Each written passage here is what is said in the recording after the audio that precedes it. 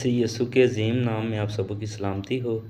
آج دیکھیں گے متی کی انجیل اس کا چوتھا باب اس کی پہلی اور دوسری آیت کو تلاوت کرتے ہیں۔ اس وقت روح یسوع کو جنگل میں لے گیا تاکہ ابلیس سے آزمایا جائے، اور 40 دن اور 40 رات فاقہ کر کے آخر کو اسے بھوک لگی۔ کلام مقدس کا پڑھا سنا جانا ہم سبوں کے لیے باعث برکت ہو۔ اب دیکھیں یسوع مسیح کی آزمائش، وہ یسوع مسیح کی آزمائش تھی۔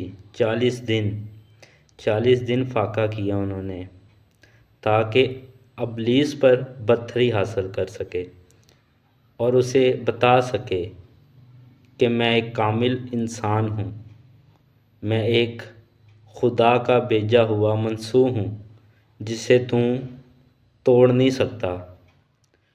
اسی طرح ہمیں بھی اپنے دلوں میں خدا کو قبول کرنا چاہیے اور اس کی ہر بات پر عمل کرنا چاہیے۔ ہم اکثر دعا میں کہتے ہیں کہ ہمیں آزمائش میں نہ پڑنے دے بلکہ برائی سے بچا۔ اس لیے کہتے ہیں کہ دیکھیں آزمائش جو خدا کی آزمائش ہوتی ہے وہ بہت ہارڈ ہوتی ہے، ہمیں ان سے بچنا چاہیے۔ ہمیں خدا سے دعا کرنی چاہیے کہ ہمیں آزمائش میں نہ پڑنے دے یا آزمائش میں نہ ڈالیں، کیونکہ ہماری زندگی وہ وزن نہیں اٹھا سکتی جو مسیح نے ہماری خاطر اٹھایا۔